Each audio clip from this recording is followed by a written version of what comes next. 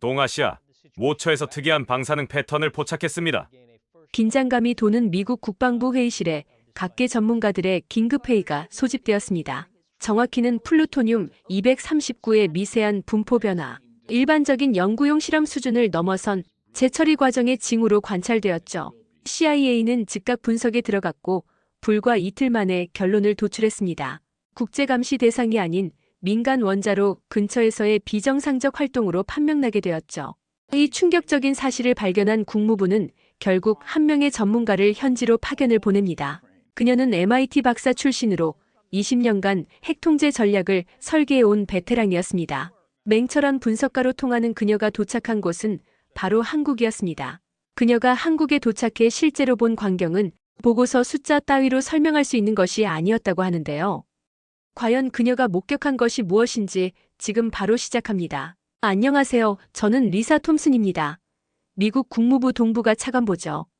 MIT에서 핵물리학 박사 학위를 받고 국무부 비확산국을 거쳐 지금은 NSC 특별보좌관까지 맡고 있습니다. 제 일은 세계 각국의 핵기술을 감시하는 것입니다. 특히 동북아시아 지역이 제 담당이죠. 그날은 평범한 월요일 아침이었어요. 사무실 컴퓨터 화면에 뜬 보고서를 보는 순간 커피잔을 놓칠 뻔했습니다. 에너지부 감시 시스템에서 한국 원전 주변의 플루토늄 이동 패턴이 포착된 겁니다. 처음엔 단순 측정 오류라 생각했죠. 하지만 2개월간 반복된 정밀한 데이터 흐름은 무시할 수 없었어요. 리사, 이건 실험 수준이 아니야. 의도된 흐름일 수 있어. 옆자리에서 CIA 분석관 데니얼 밀러가 차가운 눈빛으로 말했습니다. 창밖으로 보이는 워싱턴 DC의 맑은 하늘과는 달리 사무실 분위기는 무거웠죠. 한국은 오랜 동맹국입니다. 그런데 지금 무슨 일이 벌어지고 있는 건지 혼란스러웠죠. 회의실에 모인 CIA, 국방부, 에너지부 인원들 사이에서 긴장감이 감돌았습니다. 문제는 한국 대통령이 탄핵된 상황이라 공식 채널로 접촉하기 어렵다는 점이었어요. 권한대행 체제에서 누구와 대화해야 할지조차 불분명했죠. 이건 미국 감시 시스템도 오류인가? 라고 의심할 정도로 정밀해. CIA 동아시아 담당 분석관이 화면을 가리키며 중얼거렸습니다. 그 순간 제 마음속에 이상한 감정이 솟구쳤어요. 한편으로는 불안했지만 다른 한편으로는 한국이 이런 수준의 기술을 갖고 있다니 믿을 수가 없었죠. 그렇게 우리는 한국의 핵 프로그램 가능성에 대한 비공식 조사를 시작했습니다. 저는 창문 너머로 보이는 포토맥 강을 바라보며 생각에 잠겼어요. 이건 단순한 의심이 아닙니다. 한국이 마치 지능적인 회피 시나리오를 준비한 듯한 정황이 포착된 거죠.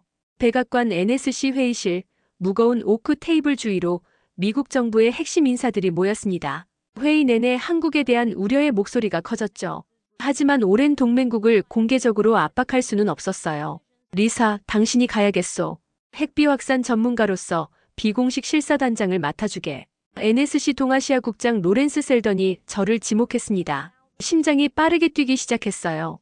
제가 감시자가 되어야 한다니. 과거 2000년대 초 한국과 핵연료주기 협상에 참여했던 기억이 떠올랐죠.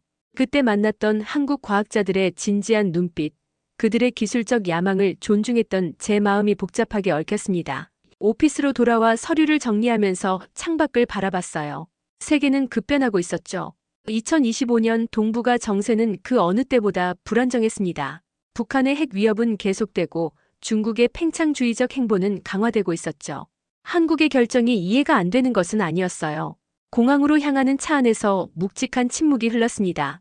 데니얼 밀러가 마지막 브리핑을 했죠. 리사, 한국은 우리의 기술을 빼돌리려 할 거야. 조심해.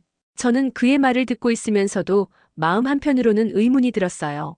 한국의 기술력이 이미 미국이 확인하러 가야 할 수준이라면 그들의 능력을 과소평가하는 건 아닐까? 인천행 비행기에 오르며 생각했습니다. 나는 감시자가 아니라 친구라고 믿고 싶다. 비행기 창문으로 구름 위로 떠오르는 태양을 바라보며 중얼거렸어요. 하지만 마음속으로는 알고 있었죠.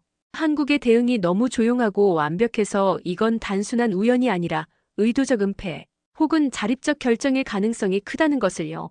14시간의 비행 끝에 한국 영공에 들어섰습니다. 창밖으로 보이는 서울의 밤 풍경은 평화로웠어요. 하지만 그 아래에서는 어떤 일이 벌어지고 있을지 심장이 다시 빠르게 뛰기 시작했습니다.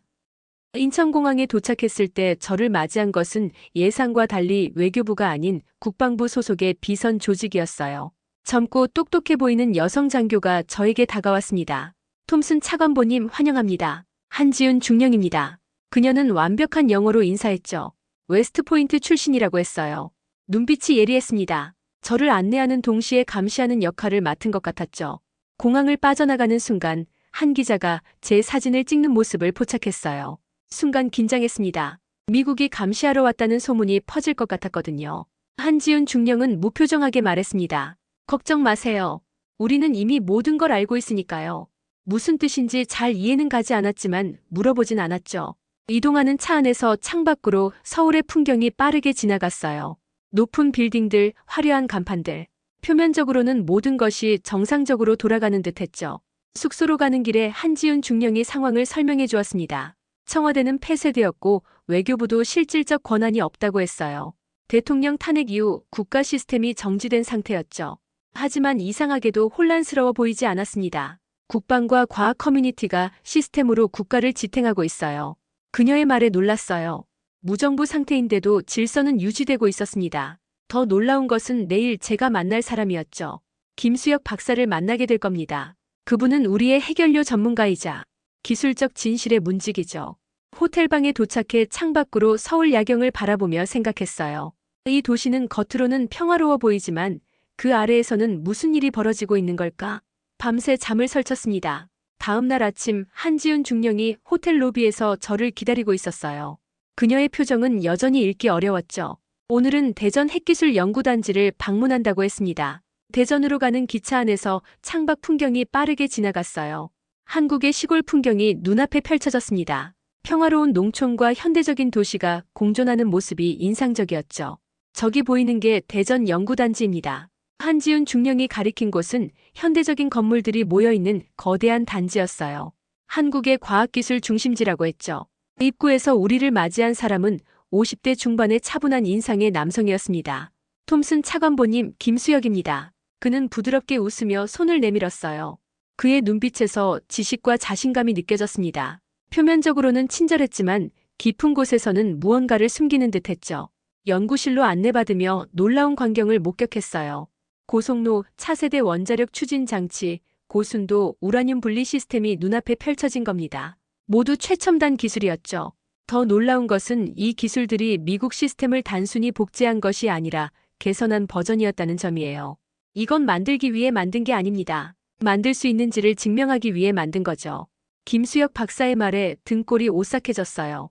그의 눈빛은 진지했습니다. 이건 단순한 과시가 아니라 능력 증명이었죠. 한국은 핵무기를 만들 기술적 능력이 있다고 말하고 있었어요. 그날 하루 종일 시설을 둘러보며 깊은 인상을 받았습니다. 한국의 과학자들은 열정적이었고 그들의 기술력은 미국의 예상을 훨씬 뛰어넘는 수준이었죠. 저녁이 되어 호텔로 돌아왔을 때 머릿속은 복잡한 생각으로 가득했어요. 호텔방 창가에 서서 밤하늘을 바라보며 중얼거렸습니다. 이건 핵무기를 만들 수 있는 나라인가? 아니면 만들기로 한 나라인가? 이 질문에 답을 찾기 위해 난 내일도 조사를 계속해야 했어요. 하지만 한 가지는 분명했습니다. 한국은 더 이상 기술적으로 미국에 의존하는 나라가 아니었죠. 다음 날 아침 김수혁 박사가 호텔로 직접 찾아왔어요. 오늘은 특별한 곳을 보여주겠다고 했죠. 한지윤 중령의 표정이 미묘하게 변했습니다. 아마도 이 방문이 공식 일정에 없었던 모양이에요. 우리는 대전 외곽의 산악지대로 향했습니다. 깊은 산속으로 들어가는 길은 일반 지도에 표시되지 않은 곳이었죠. 철저한 보안 검색을 거친 후 지하로 내려갔어요.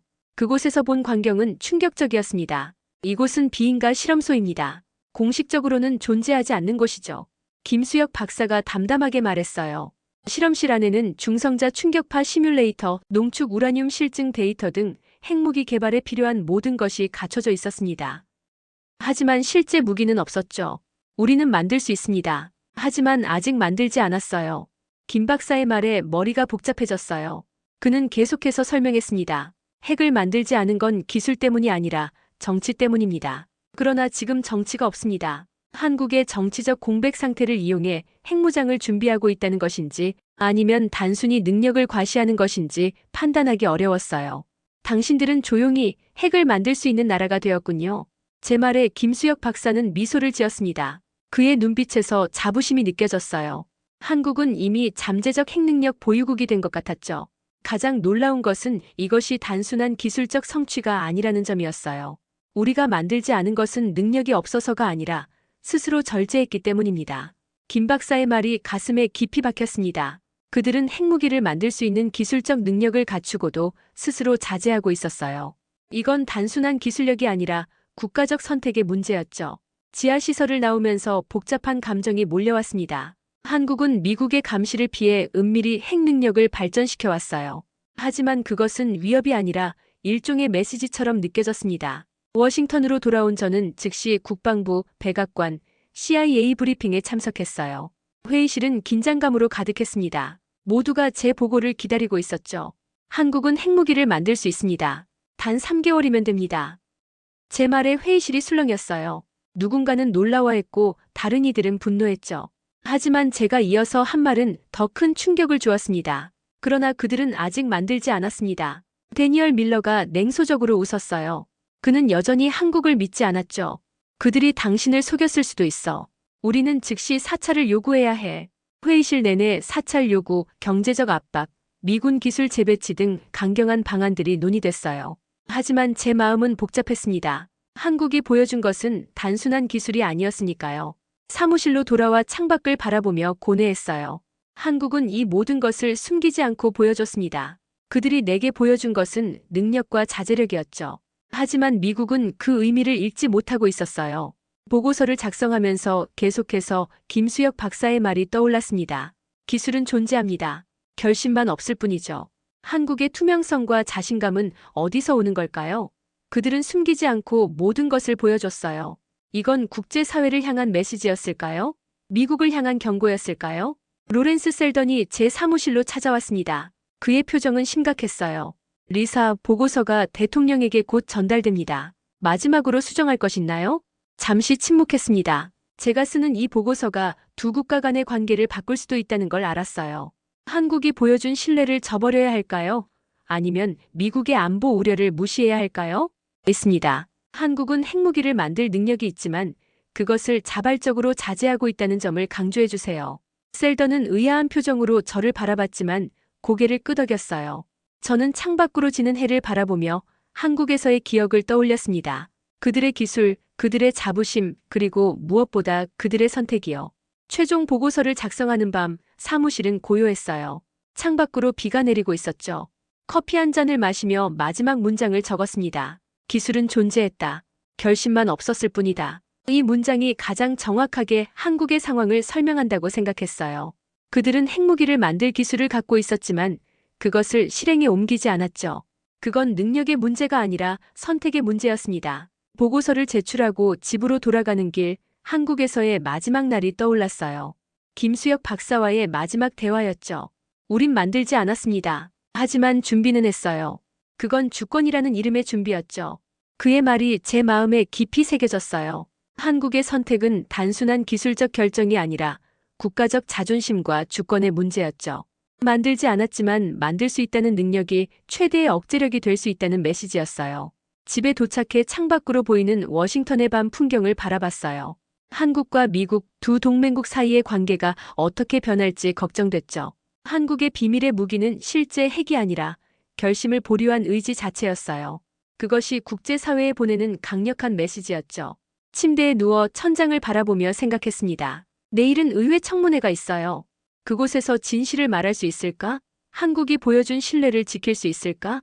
복잡한 생각 속에서 잠이 들었습니다. 의회 청문회장 카메라 플래시가 번쩍이고 기자들의 시선이 저를 향했어요. 긴장됐지만 침착하게 증언대에 섰습니다. 위원장이 첫 질문을 던졌죠. 톰슨 차관보님, 한국의 핵 능력에 대해 설명해 주시겠습니까? 깊게 숨을 들이마시고 대답했어요. 한국은 핵무기를 개발할 수 있는 기술적 능력을 갖추고 있습니다. 그러나 그들은 실제로 핵무기를 제조하지 않았어요. 질문이 계속 이어졌습니다. 기술적 세부사항, 시간표, 가능성 등 모든 것을 물었죠. 저는 사실만을 말했어요. 한국의 기술력, 그들의 투명성, 그리고 그들의 선택에 대해서요. 청문회가 끝나갈 무렵 한 기자가 마지막 질문을 던졌습니다. 당신은 한국이 핵무기를 가질 권리가 있다고 보나요? 회의장이 조용해졌어요. 모두가 제 대답을 기다리고 있었죠. 잠시 생각한 후 대답했습니다. 아니요. 저는 그들이 이미 가질 수 있는 상태였지만 그러지 않았다는 것을 증명했습니다. 집으로 돌아오는 길 라디오에서 한국 언론 보도가 나왔어요. 미국 한국 핵역량 재평가, 잠재적 핵보유국으로 보고 창밖으로 보이는 워싱턴 기념탑을 바라보며 생각에 잠겼습니다. 우리는 동맹을 감시했고 그들은 진심을 보여줬어요. 결국 핵보다 무서운 건 신뢰를 잃는 일이었죠. 사무실로 돌아와 짐을 정리하며 마지막으로 창밖을 바라봤어요. 이제 모든 보고는 끝났습니다. 한국은 기술력을 인정받았고 미국은 동맹을 오해했다는 사실도 드러났죠. 그리고 한국은 침묵으로 강해졌어요. 그들은 이제 보여주는 국가로 격상된 겁니다. 집으로 돌아가는 길 하늘을 바라보며 마지막 생각이 떠올랐어요. 기술력은 미국이 인정했고 자제력은 한국이 증명했다. 그들은 만들 수 있음에도 선택하지 않았다. 그게 바로 절제된 주권이란 거겠지. 3개월간의 경고는 끝났습니다. 하지만 그 메시지는 오래도록 남을 거예요. 귀국 후 몇 주가 지나고 백악관에서 긴급회의 소집 연락이 왔어요. 한국 문제를 다시 검토한다는 겁니다. 회의실에 들어서자 낯익은 얼굴들이 모여 있었죠. NSC 로렌스 셀던, CIA 데니얼 밀러, 그리고 몇몇 국방부 관계자들이요. 리사, 당신의 보고서가 큰 파장을 일으켰어요. 대통령이 직접 한국 문제를 재검토하라고 지시했습니다. 셀던의 말에 긴장감이 느껴졌어요. 테이블 중앙에는 최신 위성 사진이 펼쳐져 있었습니다. 한국 원자력 연구소의 모습이었죠. 활동이 갑자기 중단됐어. 마치 모든 것을 종료한 것처럼 보여. 데니얼이 냉정하게 말했어요. 그의 눈빛은 여전히 의심으로 가득했지만 이번엔 약간의 혼란도 보였습니다. 그들이 우리 보고서를 보고 활동을 중단했을 가능성도 있습니다. 누군가 말했죠. 하지만 저는 그렇게 생각하지 않았어요. 한국이 보여준 것은 두려움이 아니라 자신감이었으니까요. 아니에요. 그들은 이미 증명할 것을 증명했습니다. 더 이상의 증명은 필요하지 않은 거죠. 제 말에 회의실이 조용해졌어요. 모두가 생각에 잠긴 듯 했습니다. 그때 셀던이 충격적인 소식을 전했죠. 한국 대통령 권한대행이 공식 성명을 발표했어. 한국은 핵 비확산 조약을 철저히 준수할 것이라고. 모두가 놀란 눈빛으로 서로를 바라봤어요. 이건 단순한 성명이 아니었습니다. 그들이 우리에게 보내는 메시지였죠. 우리는 할 수 있지만 하지 않기로 했다는.